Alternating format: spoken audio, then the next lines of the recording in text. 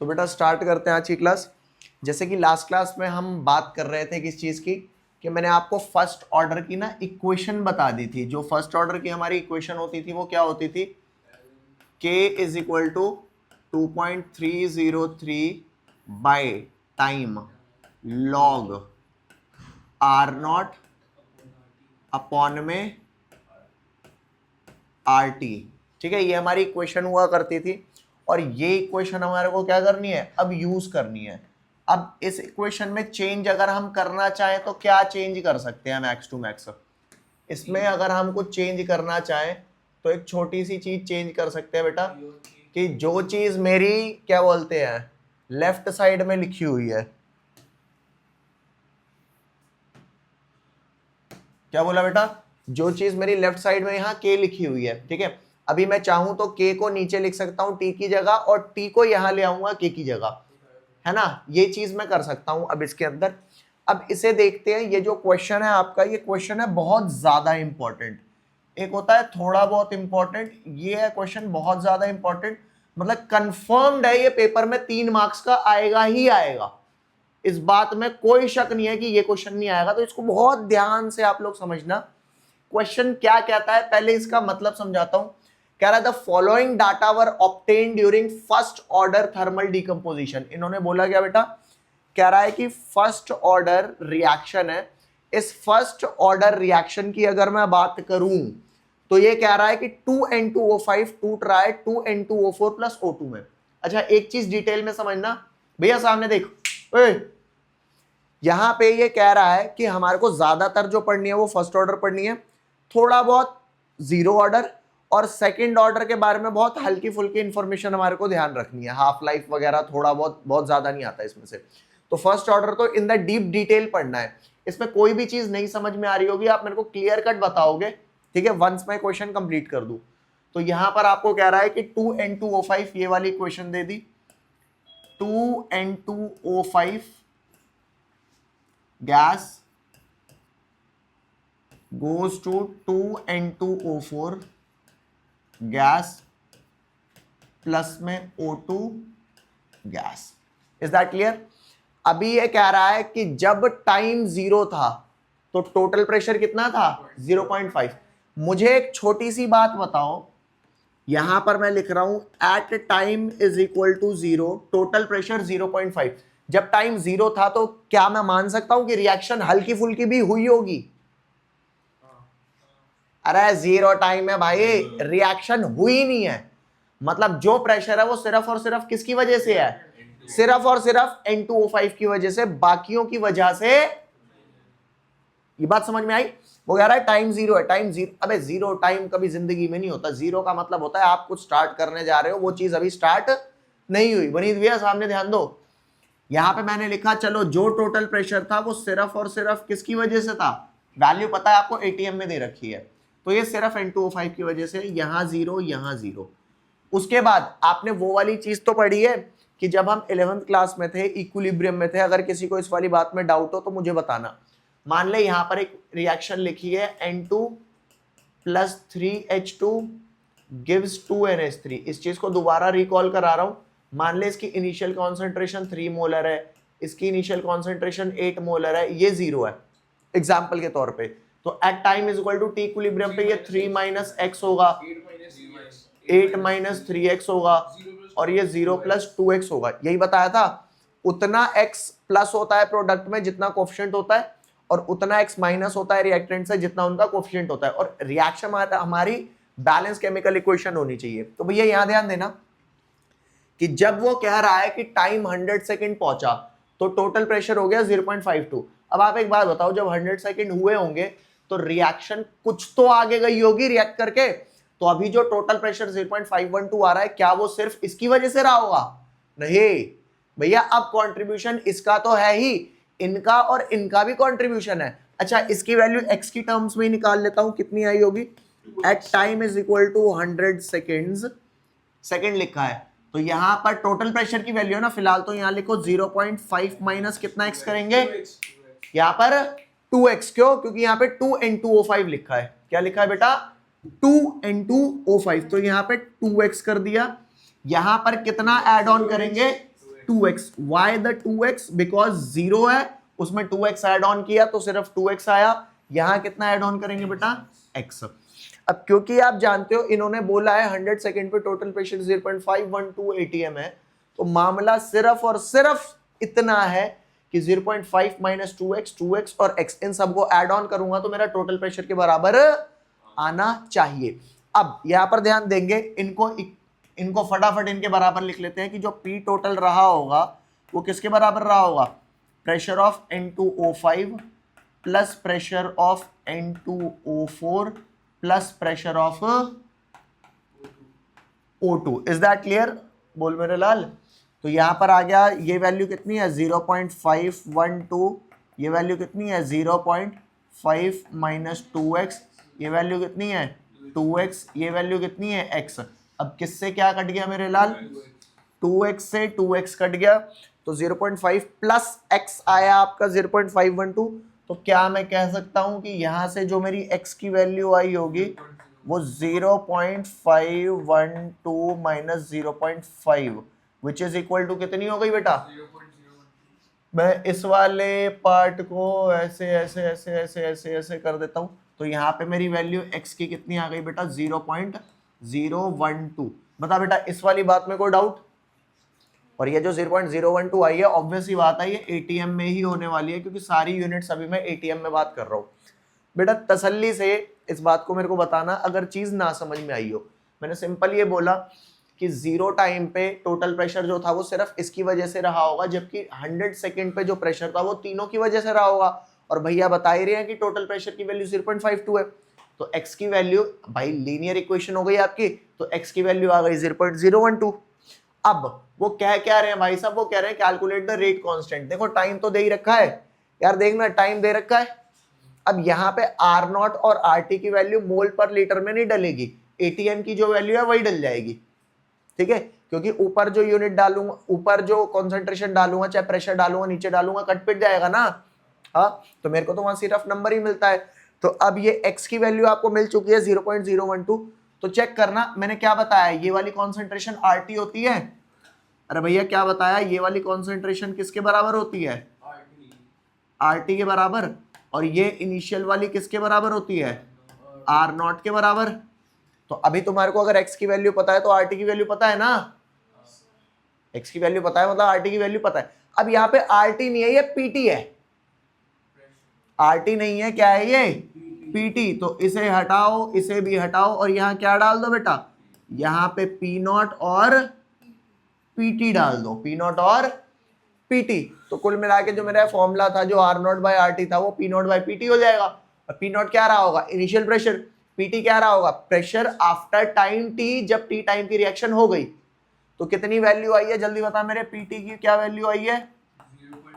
0.512 0.5 minus 2 into 0.012, तो 0.024 हो गया. माइनस करेंगे 0.476 ATM आ जाएगा. तो चेक करके देख, PT की वैल्यू मिल गई, P0 की वैल्यू थी, टाइम की वैल्यू गिवन है, K की वैल्यू आ जाएगी. अब वैल्यू कैसे आएगी? फटाफट यहाँ पर वैल्यू पुट करेंगे. क्या क्या आ जाएगा भैया? K would be equal to 2.303 by time 100 second.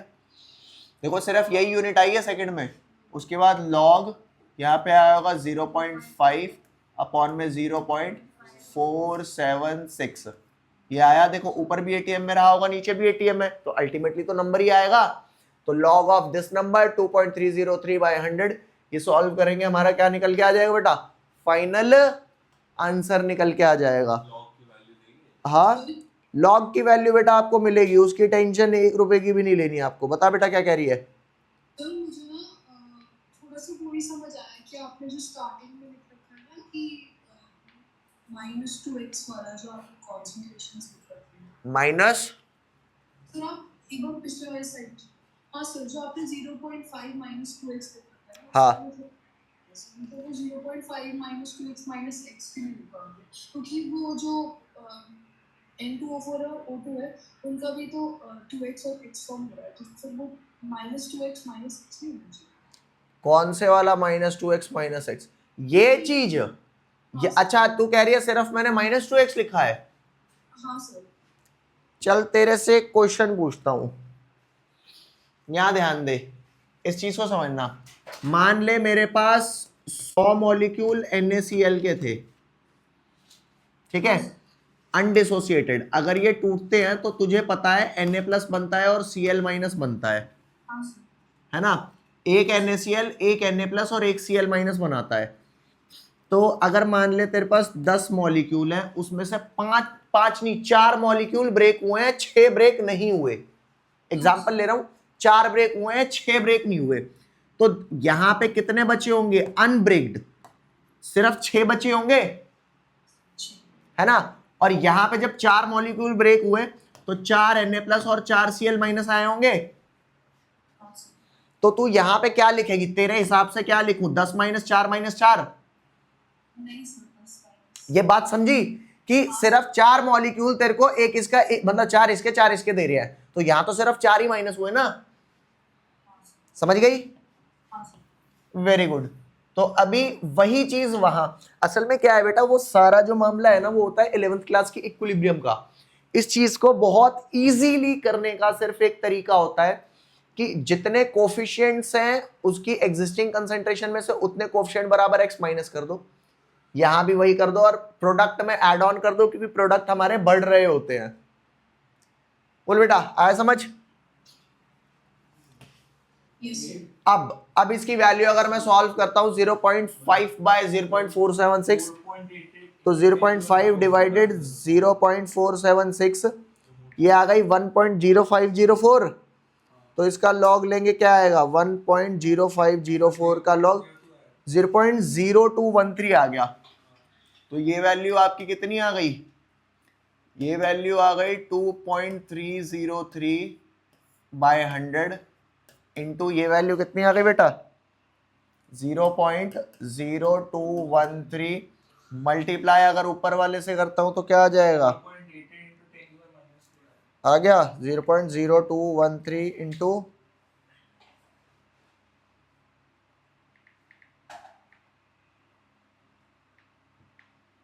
2.303। तो मतलब ये वैल्यू कितनी आ गई?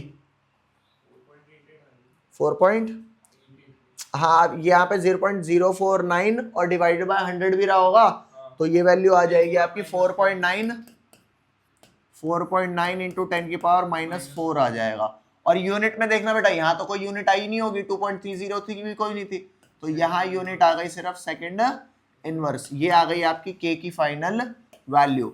अभी क्वेश्चन आता है कि क्या मेरे को इतना सब याद रहेगा कि लॉग की वैल्यू मैं खुद निकाल लूं? तो भैया लॉग की वैल्यू ना निकालनी नहीं है आपको, वहां पे वो देखो 4.98 आ गया ये आंसर।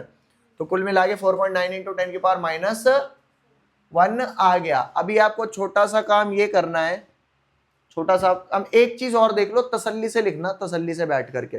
पहले मुझे ये बताओ बेटा, इस वाले क्वेश्चन में आपको कोई भी डाउट है?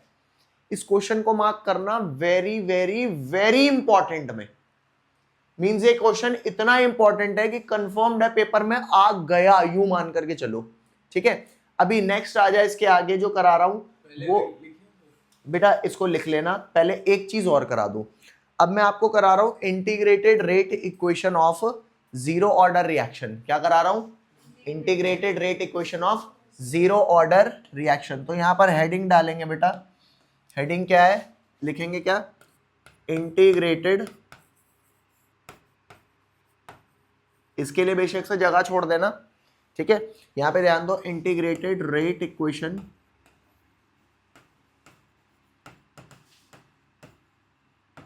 For zero order reaction. अभी ये काम कैसे करना है ये वाली बात पहले समझेंगे, और तसल्ली से बेटा एक एक चीज देखेंगे। इसमें किसी भी चीज में कोई भी जल्दबाजी नहीं है, तसल्ली से, ठीक है। यहां ध्यान दो, मान करके चलो अगर मैं ये बात बोलूं आपको कि ये रिएक्टेंट है जो कन्वर्ट हो रहा है प्रोडक्ट में, मैं ना सिर्फ एक रिएक्टेंट की टर्म में बात करूंगा, मेरे पास 2 और 3 रिएक्टेंट नहीं है, और ऑर्डर ऑफ रिएक्शन मैंने क्या लिया है? Zero order. तो इस बात को समझना बहुत तसल्ली से, यहां ध्यान दो, अगर ये रिएक्टेंट है, इसकी इनिशियल कंसंट्रेशन क्या होने वाली है? Basically initial concentration R not, और जब टी टाइम के बाद ये रिएक्ट कर जाएगा तो क्या हो जाएगी? R T. तो जो हमने इक्वेशन करी थी R not is equal to R T plus K T वाली, उसी को बोलते थे इंटीग्रेटेड रेट इक्वेशन। अब आप सोच करके देखो बेटा, अगर इंटीग्रेटेड रेट इक्वेशन आप निकाल रहे हो, मतलब आपके पास कोई डिफरेंशियल इक्वेशन होगी? अरे यार डिफरेंशियल फॉर्म में होगी, उसी को तो आप इंटीग्रेट करके इंटीग्रेटेड रेट इक्वेशन निकाल रहे हो। तो अभी चेक करना, इस रिएक्शन का रेट मैं बाय डेफिनेशन निकालने वाला हूं, जो शुरुआत में बाय डेफिनेशन निकाला करते थे। ठीक है, तो यहां सामने ध्यान दे, क्या मैं इसको ऐसे लिखूं कि इसका रेट कुछ इस हिसाब से निकालता था, रेट इज इक्वल टू, आपको वो बात तो याद होगी कि मैंने पहली क्लास में क्या बताया था, रेट कैसे निकालते थे? अगर रिएक्टेंट है तो नेगेटिव लगाते थे, change in concentration of reactant bye change in time, और जो कोफिशिएंट होता था उसको अपॉन में करते थे। अगर ओवरऑल निकालना तो हाँ, तो यहाँ पे सिर्फ रेट लिखा है, मतलब इसका मतलब है ओवरऑल निकाल रहे हैं। तो ये आ गया minus delta R, delta concentration of R, मतलब change in concentration of R by change in time. ये डेल्टा तब यूज होता है जब चेंज है ना काफी बड़ा होता है, पर अगर मेरे को इंटीग्रेट करना है तो मेरे को बहुत छोटे छोटे चेंज लेने पड़ेंगे। तो छोटे छोटे चेंज में क्या हो जाएगा, जो रेट हो जाएगा वो किसके बराबर हो जाएगा? Minus D R by D T. ये तो हो गया मेरा डिफरेंशियल रेट, है ना? इसको क्या बोलेंगे? ये क्या है मेरा? Differential rate.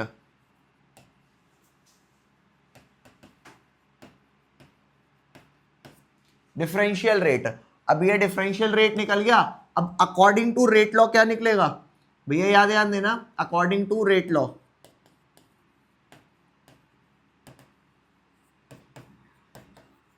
According to rate law. बेटा अगर रेट लॉ की बात करूं तो रेट किसके बराबर हुआ करता था? जल्दी बोल। रेट इज इक्वल टू, एक कांस्टेंट आता था के, तो यहां पे लिखेंगे वो कांस्टेंट के, और रिएक्टेंट की पावर एक्स। बट हमें पता है रिएक्शन का ऑर्डर क्या है? जीरो। तो रिएक्टेंट की पावर कितनी आ गई बेटा? रिएक्टेंट की पावर जीरो आ गया। अब आपको पता है ये आया अकॉर्डिंग टू रेट लॉ, ये आया अकॉर्डिंग टू वही डिफरेंशियल रेट। चाहे ये रेट हो चाहे ये रेट हो, रेट तो बराबर होंगे। बोल मेरे भाई। तो मैं क्या करने वाला हूं, मान लो इसे फर्स्ट इक्वेशन मान लो, इसे सेकंड इक्वेशन मान लो। मैं क्या करूंगा, इक्वेट करूंगा 1 और 2 रेट को। भाई फर्स्ट और सेकंड रेट को क्या करने वाला हूं मैं बेटा? इक्वेट करने वाला हूं। रीजन क्या कि जो डिफरेंशियल तरीके से आप रेट निकाल रहे हो और जो आपका रेट लॉ से रेट निकल रहा है, वो दोनों रेट बराबर ही होने वाले हैं। तो मैं क्या करूंगा, equating equation 1 and 2,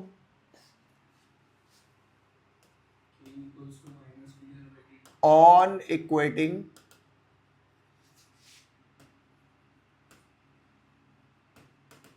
equation 1 and 2, हमें क्या मिलेगा? वो जो डिफरेंशियल रेट था minus D R by D T, अरे रेट ही था ये, और के आर की कॉन्सेंट्रेशन की पावर 0। ये भी क्या आता मेरा? क्या आता बेटा? ये इक्वल आते, दोनों रेट देते। तो अब anything raise to the power 0 क्या होता है बेटा? जल्दी बोल। Anything raise to the power 0 1। तो यहां से मुझे डी आर की वैल्यू क्या मिल जाती? मैं क्या करता, माइनस उधर ले जाता, डी टी उधर ले जाता, तो ये वैल्यू मिल जाती मेरे को माइनस के डी टी। बता कोई डाउट यहाँ पे? आर की पावर 0 1। अब मैं क्या करूंगा, मेरे को इंटीग्रेट करना है, तो इंटीग्रेट करूंगा रिएक्टेंट, मतलब अपना इनिशियल कंसंट्रेशन से फाइनल। तो यहां पे मैं क्या करूंगा, apply limits, sir 0 to t बता रहा हूं, apply limits and integrate both side, integrate both side. तो यहां पर ध्यान देना बेटा, अभी यहां पे डी आर की जो कॉन्सेंट्रेशन डलने वाली है वो कहां से कहां डलेगी? आर नॉट से आर टी। कौन है कलाकार ये? ए, भाई क्या कर रहा है? कुछ नहीं सर, क्या हुआ? मेरे को सही से अंदर आगे आ जाना, आ जल्दी आ, चल। अबे चलना आगे, चल जल्दी जल्दी आ। पीछे बैठा बैठा मीटिंग ज्वाइन कर रहा है। क्या ध्यान दे, क्या है ये? इनिशियल कंसंट्रेशन आर नॉट से कहां गया, और ये आर नॉट कौन से टाइम पे थी, ये कौन से टाइम पे थी, T, after time T, 10 minute 20 minute 1 घंटा 2 घंटा, तो ये आ गया बेटा माइनस के डी टी। के तो कांस्टेंट ही है, अरे बाद में निकाल लेना, ले 0 यहाँ और टी यहाँ, बोल कोई दिक्कत? अभी माइनस के बाहर आ जाएगा, तो ये मेरा मामला एग्जैक्टली क्या हो गया, ये हो गया डी आर, ये हो गया तुम्हारा आर नॉट, और ये हो गया आर टी, और माइनस के बाहर कर दिया, ये क्या आ गया 0 टाइम से लेके टी टाइम तक, और ये डी टी।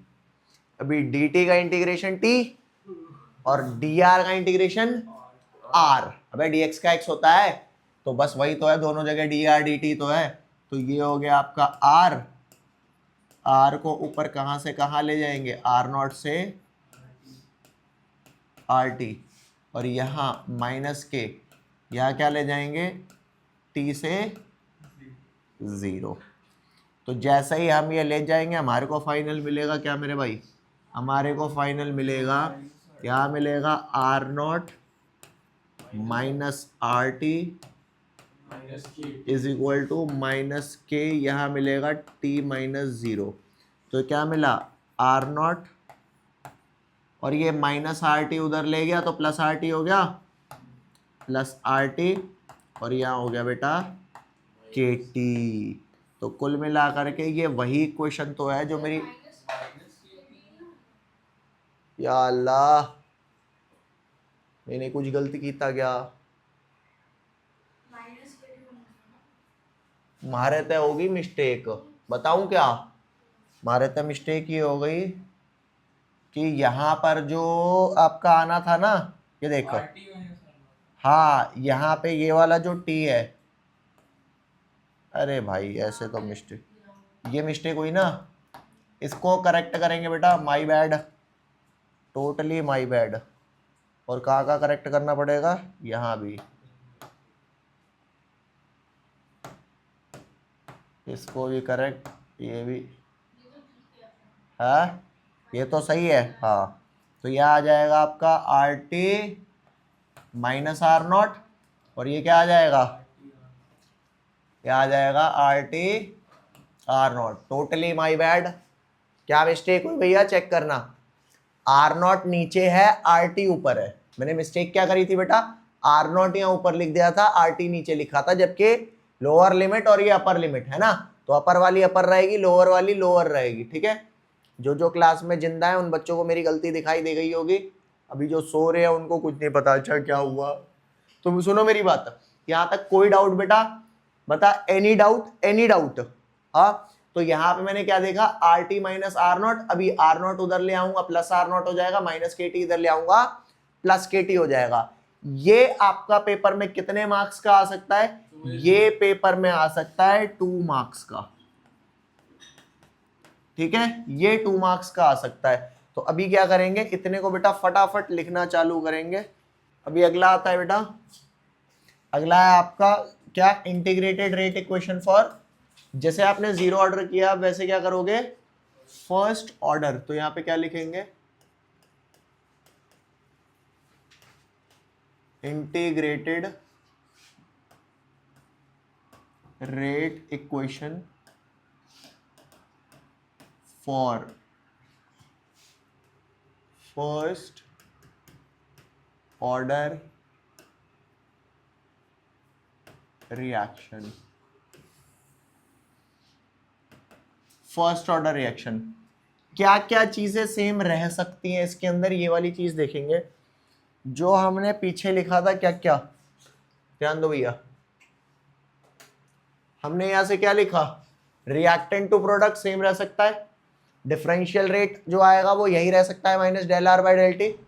अरे बोलो, मतलब rate minus D R by D T, differential rate same रहेगा अकॉर्डिंग टू रेट लॉ। जो rate is equal to K R की पावर 0 है, उसे के आर की पावर क्या कर देंगे 1, मतलब इतनी चीजें एग्जैक्ट सेम रहने वाली है।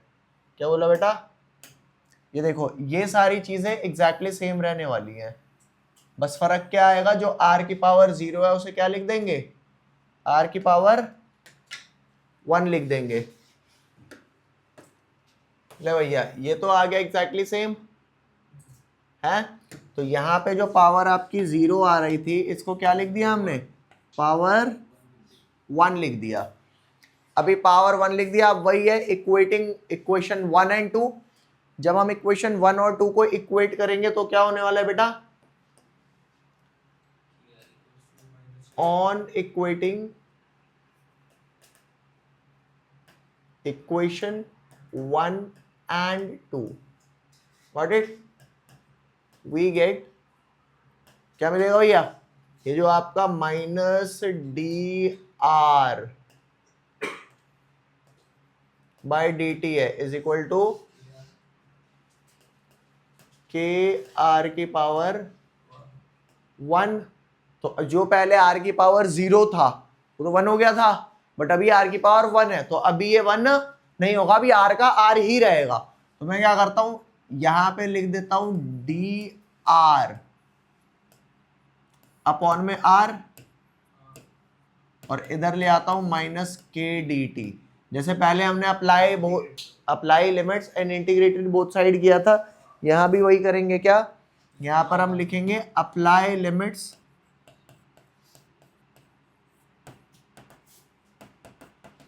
And integrate both side. तो जो एग्जैक्टली है इसको एग्जैक्टली ऐसा ही सेम लिखा, ठीक है। और यहां पर क्या कर दिया भैया, ये कर दिया इंटीग्रेट, यहां पर क्या इनिशियल कॉन्सेंट्रेशन से आरटी फाइनल, और ये 0 से टी, एग्जैक्टली सेम लिख दिया। अभी नेक्स्ट क्या होने वाला है, इसको उठा के वहां ले जाऊंगा और माइनस के बाहर कर दूंगा। अरे बोलो, माइनस के क्या कर देंगे बाहर, तो ये नहीं चेंज होती भाई। अभी याद ध्यान दे, ये रहा, इसे यहाँ ले आओ, क्या होती है बेटा, माइनस साइन जब बाहर आते तो लिमिट चेंज भी हो जाती है, और पॉजिटिव साइन आ जाता है उसकी बजाय। सब सही हो जाएगा, टेंशन मत ले। माइनस के ये उठा के यहाँ ले गए, ठीक है, और ये लिमिट्स यहाँ लिख दी। बोल भैया इतना काम समझ आ गया है। अब आप बताओ डी आर बाय आर, जैसे आपको ये बात पता होनी चाहिए कि डी एक्स बाय एक्स का इंटीग्रेशन होता है नेचुरल लॉग एक्स, ठीक है। अब याद ध्यान दो, यहां पर क्या आएगा, डी आर बाय आर है तो वो हो गया एल एन आर, है ना, और यहां पर आ गया क्या आर टी, और यहां क्या आ गया मेरे भाई R not is equal to minus K, और ये हो गया टी, और यहाँ हो गया टी और 0। इज दैट क्लियर, टी और 0, वेरी गुड। अब यहाँ पर ध्यान दो, इस बात को तसल्ली से समझना, टी और 0। अभी यहाँ पे क्या हो जाएगा आपका upper limit minus lower limit, तो वही हो गया L N R T minus L N R not is equal to minus K T minus 0, क्या हो गया माइनस के टी। तो वही है एल एन आर नॉट एक तरफ ले जाओ, और दूसरा ये रीअरेंज करोगे इस इक्वेशन को, क्या मिल जाएगा, ये उधर ले जाओ ये इधर ले आओ, तो अल्टीमेटली आपको क्या मिला, L N R not is equal to L N R T plus K T. Got it. बता बेटा कोई डाउट यहां तक है, ये आपका बन गया अल्टीमेटली फाइनल इक्वेशन जो आपको लिखनी है, ठीक है। और इस ये इक्वेशन अगेन आपकी बहुत ज्यादा इंपॉर्टेंट है। तो आपका इंटीग्रेटेड रेट इक्वेशन वाला मामला सारा का सारा फिनिश, ठीक है। अभी मैं नेक्स्ट चीज जो आपको कराने वाला हूं वो वाली थोड़ी सी ध्यान देना, ग्राफ के बारे में है। किस चीज के बारे में, ग्राफ। तो ग्राफ आता है हमारा क्या, यहाँ ध्यान दो,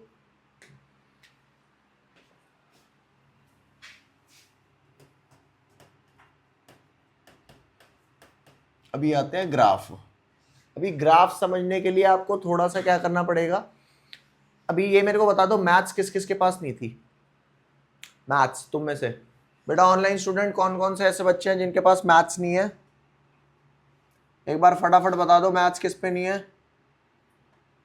सब पे है, अनिका के पास नहीं है मैथ्स, चलो तो बेटा ध्यान देना तुम्हारे पास सबके पास मैथ्स है बेटा, है सब पे है, तो ठीक है मैं फिर भी आपके पास मैथ्स है या नहीं है, मैं फिर भी आपको क्या करूंगा 11th क्लास का एक चैप्टर है जिसका नाम है स्ट्रेट लाइंस, क्या है स्ट्रेट लाइन, वहां पे एक इक्वेशन होती है इक्वेशन ऑफ स्ट्रेट लाइन, उसे बोलता है y is equal to mx plus C. पहले मैं आपको ये बात समझाता हूँ, ठीक है, तो इस बात को समझने के लिए थोड़ा सा यहाँ ध्यान देना, बहुत ज्यादा नहीं थोड़ा सा। मान लो ये मैंने ग्राफ बनाया, ये और मेरा भाई ये, ठीक है, ये मैंने ग्राफ बना दिया, अभी तसल्ली से देखते रहना,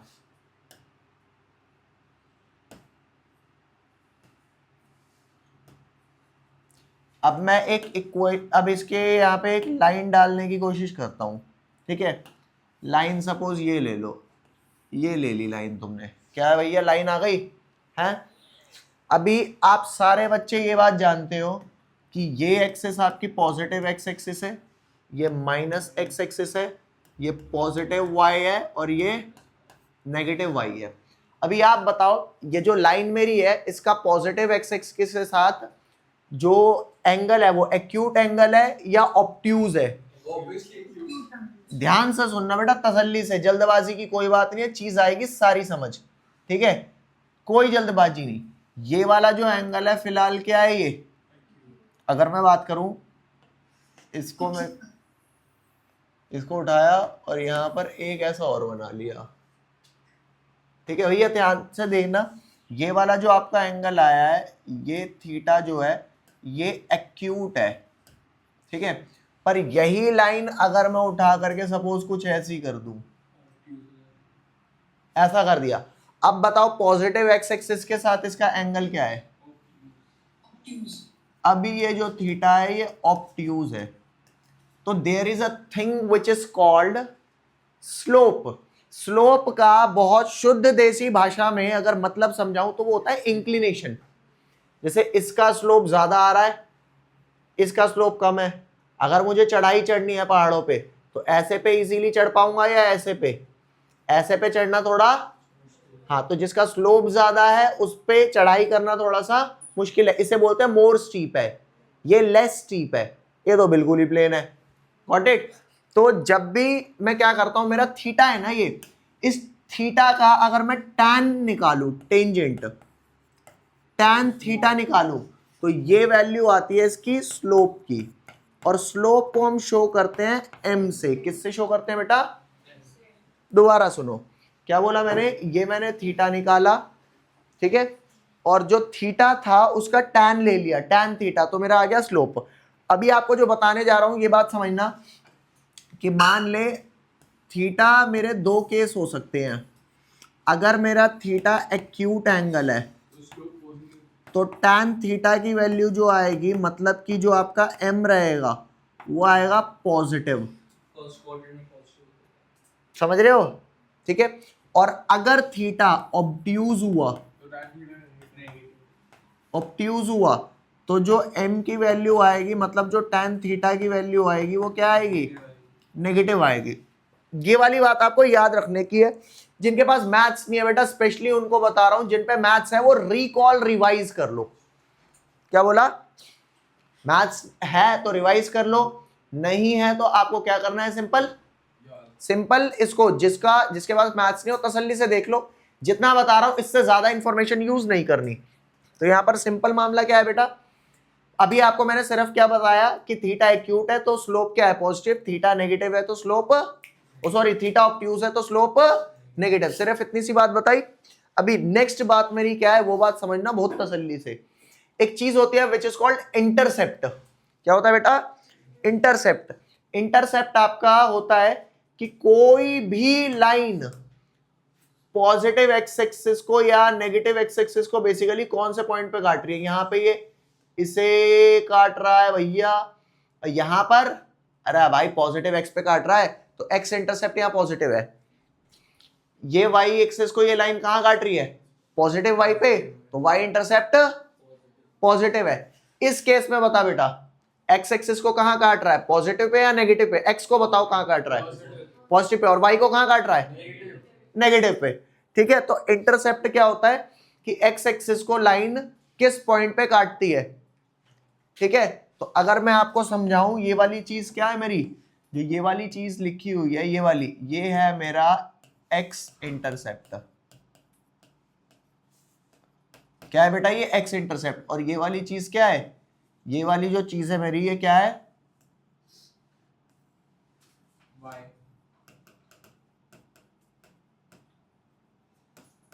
वाई इंटरसेप्ट, एक्स इंटरसेप्ट और वाई इंटरसेप्ट।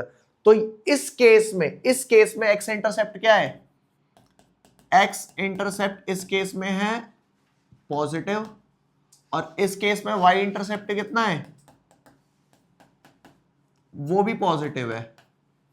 और यहां बताना एक्स इंटरसेप्ट क्या है, बोल भैया, यहां पर एक्स इंटरसेप्ट क्या है, पॉजिटिव, और वाई इंटरसेप्ट क्या है, क्या आपको ये दिखाई दे रहा है कि y नेगेटिव पे कटा हुआ है। तो अभी एक चीज होती है विच is called equation of straight line, क्या होती है बेटा, इक्वेशन ऑफ स्ट्रेट लाइन। वो जो इक्वेशन ऑफ स्ट्रेट लाइन होती है वो कुछ ऐसी होती है,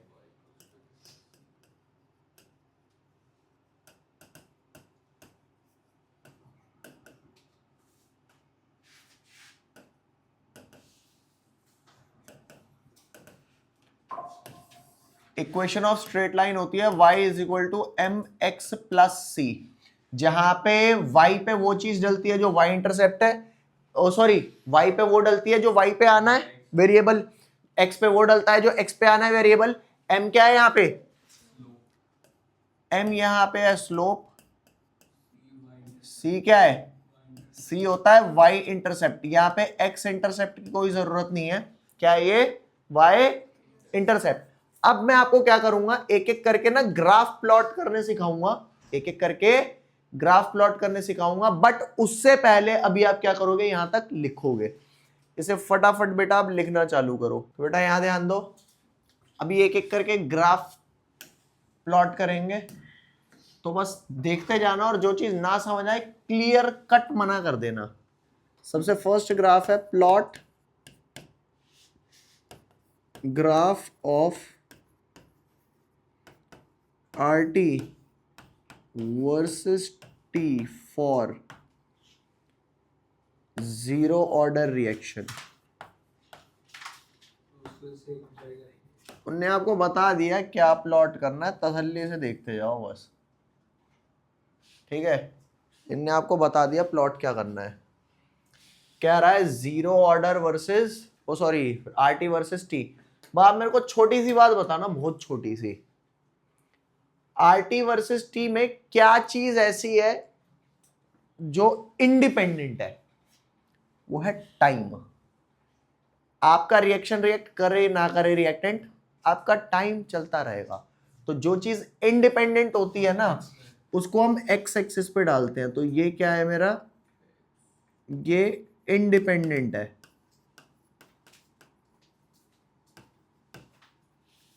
और इंडिपेंडेंट चीज हमेशा कहां होती है, एक्स एक्सिस पे, मतलब RT जाएगी वाई एक्सिस पे। तो अभी मैं यहां पर बनाता हूं, सबसे पहले क्या ध्यान दो भैया,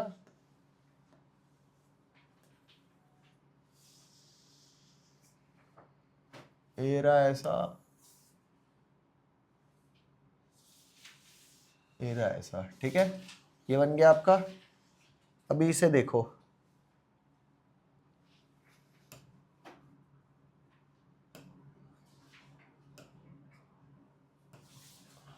ये है।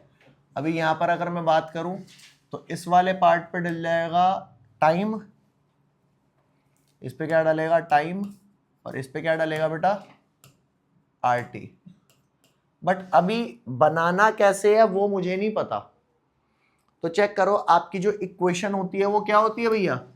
इक्वेशन होती है R not is equal to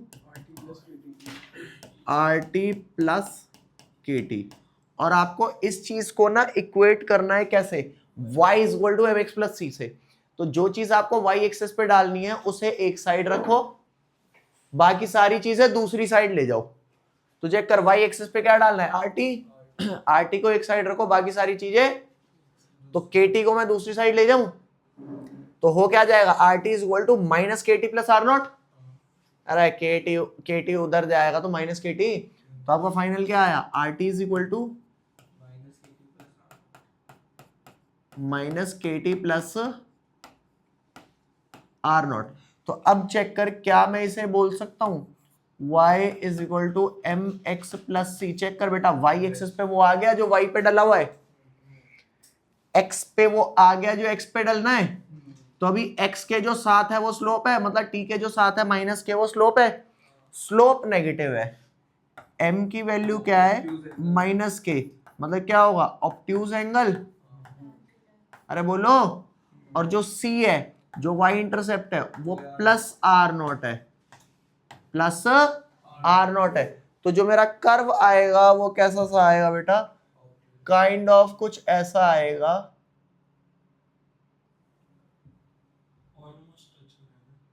है ये बता रहा हूं, ये कुछ ऐसा सा आएगा। बट इस वाले पार्ट को मैं क्या करूंगा? इस वाले पार्ट को थोड़ा सा आगे एक्सटेंड करके मैं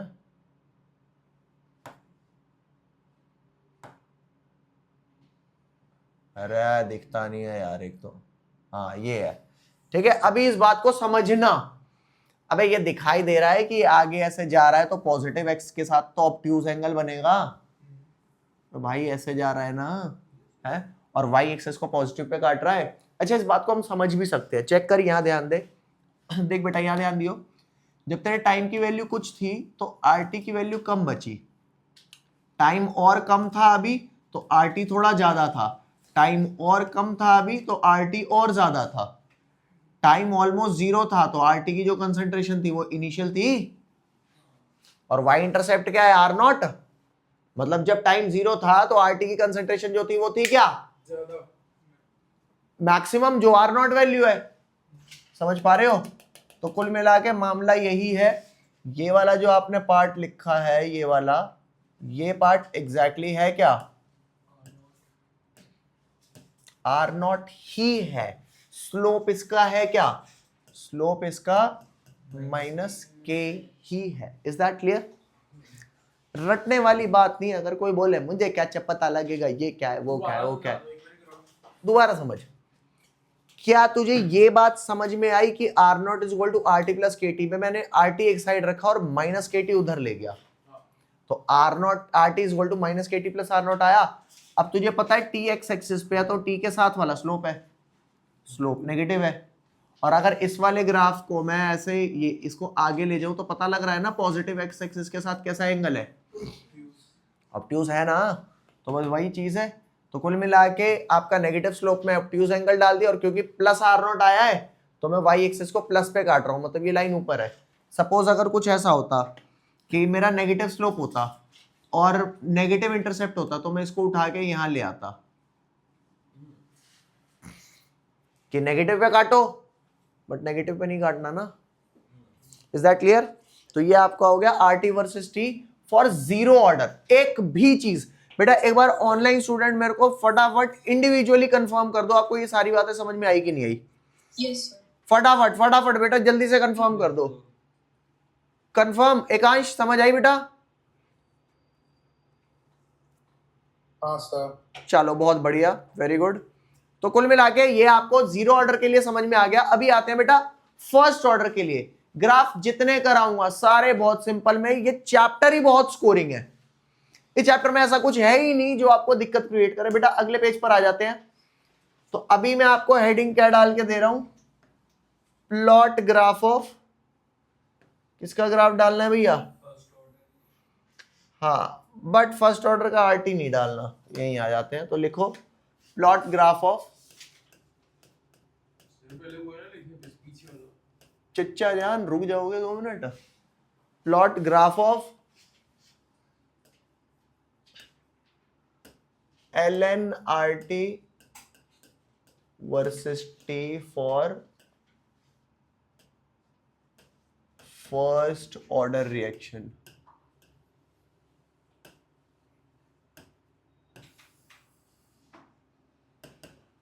भैया ध्यान देना, फर्स्ट ऑर्डर रिएक्शन क्या लिखेंगे? आपकी फर्स्ट ऑर्डर की इक्वेशन क्या? देखो y उसी से कंपेयर करना है, y is equal to mx plus C ले लाला। अरे बोल, तो हम क्या लिखेंगे? हमारी इक्वेशन थी, पहले तो इक्वेशन याद होनी चाहिए भाई साहब। अब याद कैसे हो गया? आपको पता ही है आर नॉट बड़ा होता है आरटी से, R naught R T plus K T होता है, तो एल एन आर नॉट और एल एन आर टी कर दिया, बता कोई दिक्कत? L N R not is equal to L N R T plus K T.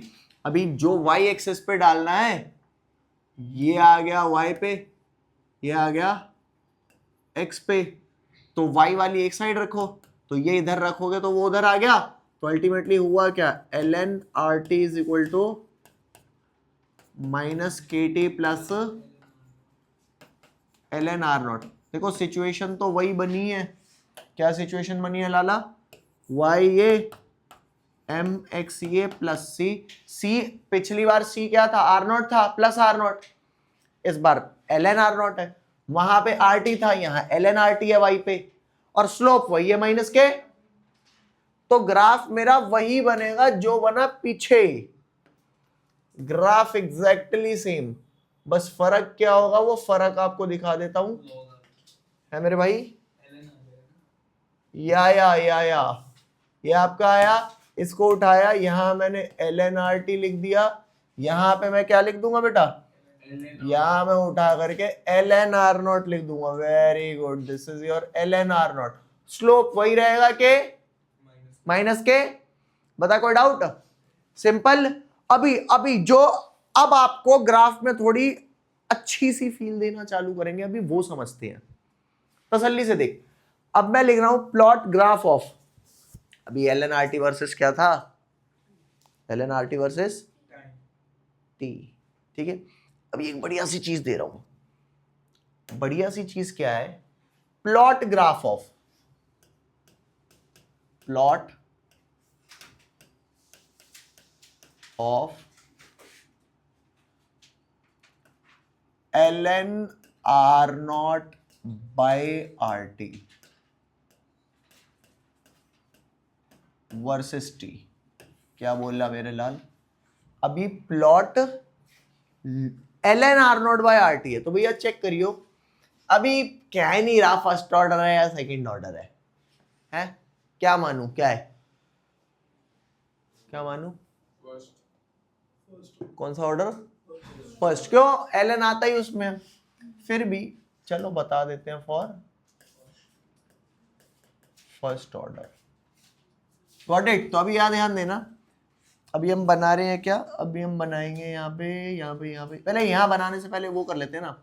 देख, ये आपको पता है L N R not is equal to L N R T plus K T होता है। बोल मेरे लाल, होता है?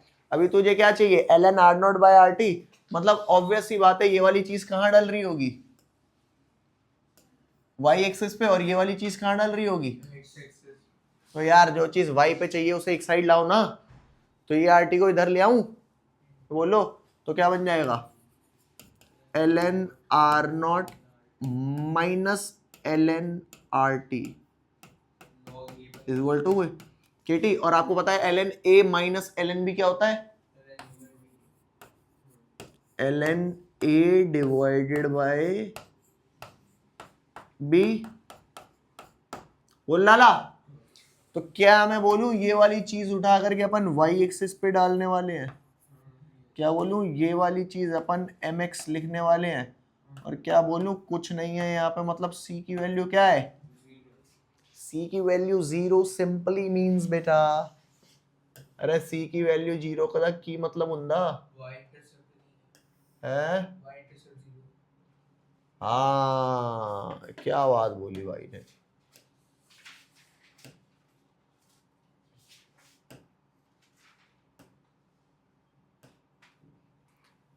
यहां पे मेरा ये हो गया एक्स एक्सिस, ये क्या हो गया मेरे लाल, वाई एक्सिस, वाई एक्सिस बोलो है। तो ये मामला क्या है, वाई एक्सिस पे कौन है भैया, एल एन, अरे कौन है,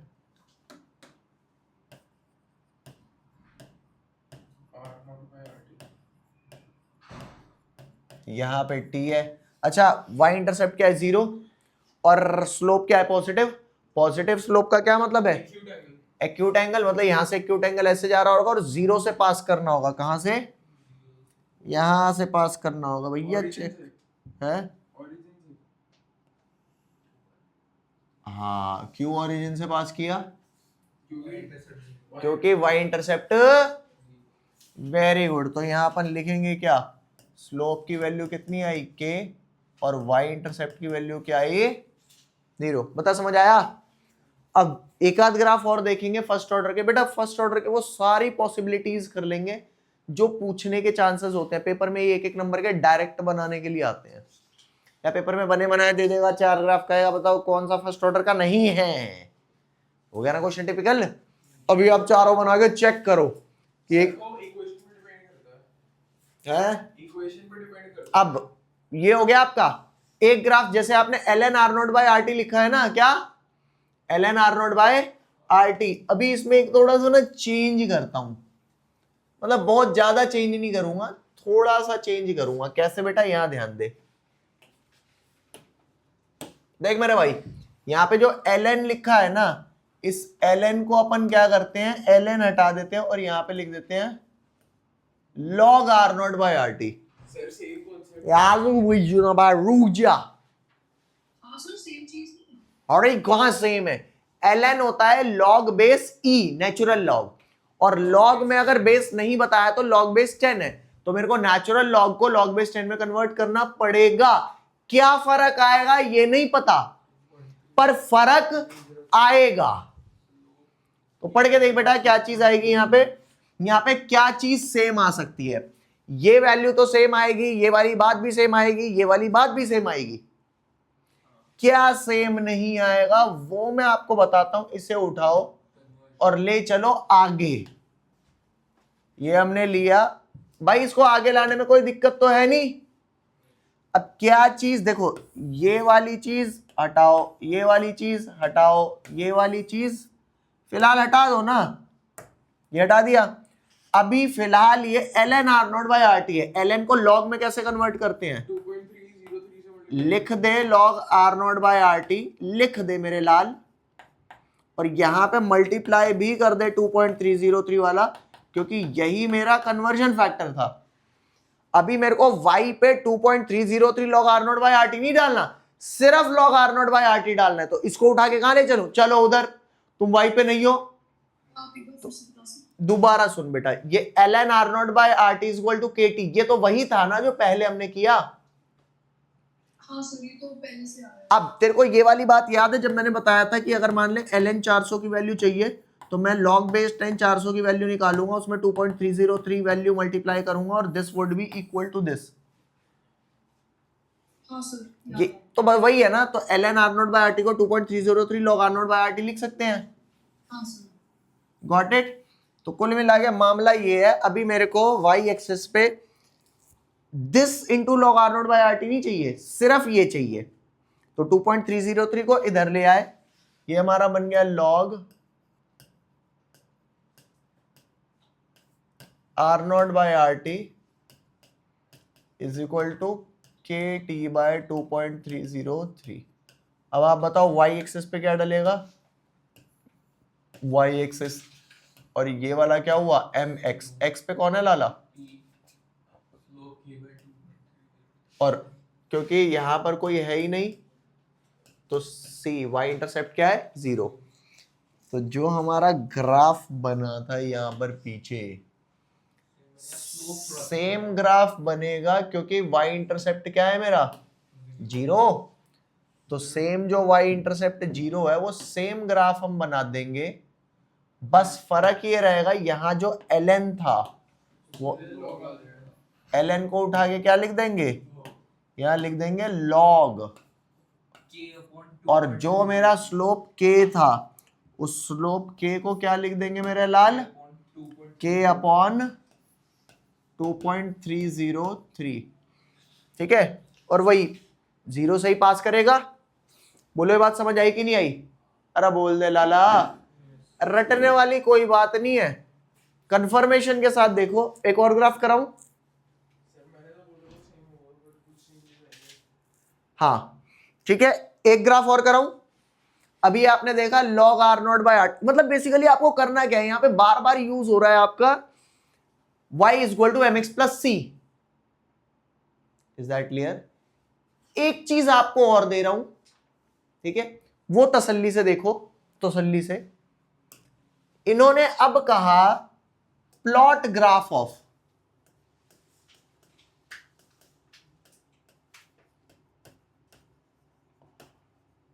RT वर्सेस T। अगर RT वर्सेस T कह रहा है मतलब कौन सा ऑर्डर है? सिर्फ RT वर्सेस T है। कौन सा? है? 0 कह नहीं सकते, फर्स्ट भी हो सकता है। अभी फर्स्ट कैसे आएगा ये मैं तुम्हें बताऊंगा, मेरी बात सुनना तसल्ली से। फर्स्ट कैसे होगा ये बात बताऊंगा। क्या मैं कह सकता हूं मेरी फर्स्ट ऑर्डर की इक्वेशन होती है ln r0 is equal to ln rt plus K T? बोलो हाँ या ना। क्या हुआ? ln r0 is equal to ln rt plus K T. Very good, यहां समझो।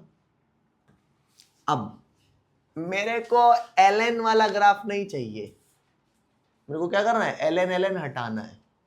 तो अभी यहां करो, इसको पहले इधर ले आता हूं, तो ये बन जाएगा ln r0 minus ln rt is equal to K T, और इसको लिख दूंगा ln r0 divided rt is equal to K T. अभी तुम्हें पता है ना आपको ln नहीं डालना, क्या चाहिए, सिर्फ विदाउट ln मामला चाहिए। अभी आपके पास नेचुरल लॉग है, अब आप क्या करोगे, एंटी लॉग। कितने बच्चे ये जानते हैं कि natural log means log base E? E होता है एक्सपोनेंट, इसकी वैल्यू होती है 2.72 अराउंड। 2.71 से 2.73 के बीच में होती है। तो अभी कभी भी एंटी लॉग आप किसी बेस का लेते हो, उसका क्या तरीका होता है। अगर मैं इस वाले को लिखता हूं taking anti log both side, क्या लिखता हूं यहां पे, इसको पहले तो हटा के नीचे कर देते हैं, इसको हटाओ। अरे क्या बात है, ये है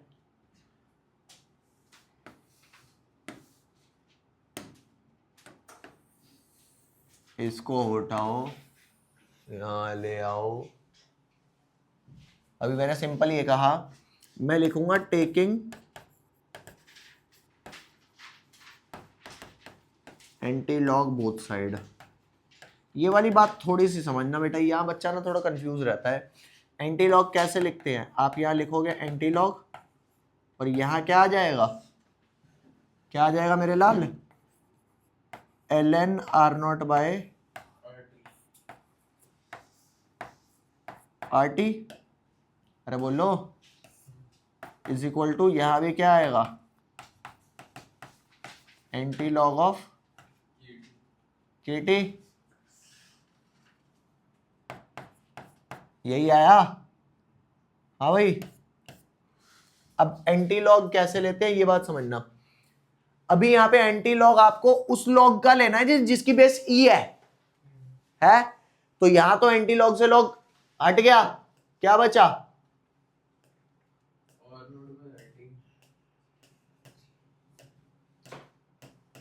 अरे यही तो बचा r0 बाय rt। और यहां पे आप जिस चीज का एंटी लॉग ले रहे हो वहां पे लॉग बेस ई वाला था ना, तो e की पावर kt, e की पावर kt। अब है देख, जब आप कभी एंटी लॉग लेते हो ना तो वो नंबर जहां पर कोई लॉग वॉग नहीं है, तो वो जो भी लिखा होता है वो उस बेस की पावर चला जाता है जो आपका लॉग का बेस था। अगर मान ले यहाँ पे log 10 होता R naught by R T, तो एंटी लॉग लेने पर 10 की पावर के टी हो जाता। अच्छा मतलब जो बेस है उसकी पावर चली जाती है, उसकी पावर वो नंबर चला जाएगा जो कांस्टेंट टर्म्स होती हैं। जो बेस है उसकी पावर में नंबर या बिल्कुल, ये समझ आया। अब क्या रहा है, आर टी वर्सेस टी डालना है, तो ये आर टी इधर ले आता हूं,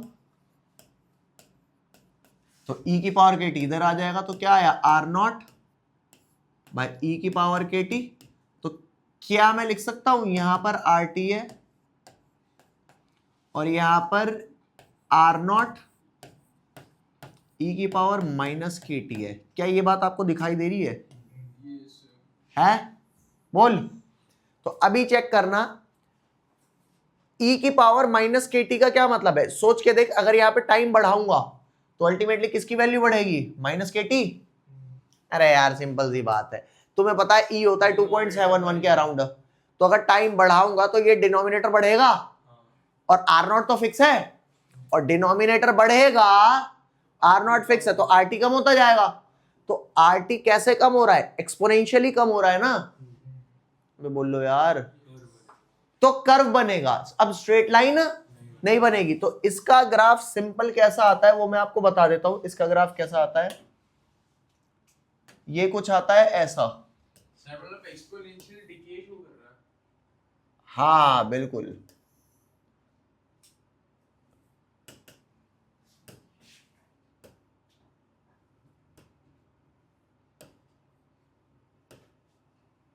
ये कर्व कुछ ऐसा आएगा कि यहां पर ये आर नॉट था ऐसा, और ये कभी रीच नहीं करेगा इस पे, तो ये आपका आर टी हुआ, ये आपका टाइम हुआ, ठीक है। एक्सपोनेंशियल डीके शो कर रहा है, समझ रहे हो नहीं समझ रहे, पक्का कंफर्म्ड है। अभी आप इतना लिखना चालू करो तसल्ली से। तो ये एक्सपोनेंशियल डिके कैसे शो करता है? यार ये ना समझना पड़े, ये बात ना समझने की होती है। क्या, जैसे ये एक्सपोनेंट डीके का मतलब होता है कि आपकी वैल्यू टी की जितनी बढ़ाता जाऊंगा कम। देखो आर टी कम होने वाला है, ये तो दुनिया जानती है, ये इस बात का प्रूफ है। आर टी जो है वो आर नॉट इंटू ई की पावर माइनस के टी है ना। जैसे यार मैं तुम्हें एक चीज समझाता हूं, मान लो तुम्हारे पास आज 1 रुपए है, मैं कहूं तुम्हें डेली क्या चाहिए, तुम्हें डेली क्या चाहिए, तुम्हें डेली 2 रुपए बढ़ा करके दूं या डेली तुम्हें ट्वाइस दूं जितना तुम्हारे पास पिछले दिन था, तुम्हें क्या चाहिए? 2 रुपए बढ़ा के। या अल्लाह, 2 रुपए बढ़ा के क्या बात, मतलब आज तेरे पास 1 रुपए है, कल तेरे को 1 + 2 3 दे दूं, फिर 3 हो गए, 3 + 2 5 दे दूं, वाह। लेकिन अगर मैं कहूं आज तेरे पास 1 है, कल तेरे को 1 × 2 2 दे दूं, अगले दिन 2 × 2 4 दे दूं, अगले दिन 4 × 2 8, ये सिर्फ ट्वाइस अगर करता रहूं ना भाई साहब, तो सिर्फ 20 दिन रुक जाना, सिर्फ 20 दिन, आप खरबपति अरबपति पता नहीं कौन से पति बन जाओगे। समझ रहे हो बात को? तो मल्टीप्लाई कर रहे हो आप, तो चेक कर, छोटी सी बात चेक करके देख बेटा, बहुत छोटी सी बात चेक करके देख। Wait wait wait wait wait wait wait, मैंने ये कहा यहां पे आर नॉट में ई की power minus K T multiply है, अभी टाइम की वैल्यू जितनी बढ़ा रहा हूंगा तो ई की नेगेटिव पावर बढ़ रही है ना, अरे बोलो, और negative power into this, negative power का बेसिकली मतलब होता है अपॉन में पावर बढ़ रही है, तो जितनी ये वैल्यू बढ़ेगी आरटी की वैल्यू उतनी कम आएगी। और ये डिक्रीज फिर कुछ ऐसा होता है, इनवर्स रिलेशन से डिक्रीज होता है, और कभी ऐसा भी नहीं होता है खत्म हो जाए। पूछ क्यों? क्योंकि आर नॉट की वैल्यू कुछ ना कुछ तो रहेगी। मैं कहता हूं यार ऊपर चाहे 1 लिखा हो, अब नीचे तू कई हजार लाख करोड़ लिख दे, जीरो तो नहीं होने का। यार मैं कह रहा हूं तूने 1 रुपया बांट दिया पूरे भारत की पॉपुलेशन में, 150 करोड़ रुपए, जीरो तो तब भी नहीं मिला, वो बात अलग है, जो मिला मैं कद्दू को उगाड़ूंगा उससे। अरे बोलो, तो इनवर्स सिर्फ इसलिए हो रहा है क्योंकि ऊपर एक कांस्टेंट है, अब टाइम की वैल्यू जितनी बढ़ाओगे ये टर्म बढ़ती चली जाएगी, तो आप इस कांस्टेंट को किसी से भी डिवाइड करोगे, कभी भी जिंदगी में जीरो मामला नहीं आना। अब जीरो कब नहीं आता? जब आपका इनवर्स का ग्राफ हो रहा होता है बेटा, ध्यान देना।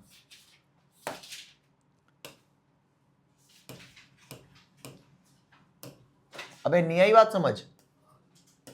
नहीं सर, आ गई। कब चीज जीरो नहीं होती? जब वो इनवर्स के ग्राफ पे चल रही होती है।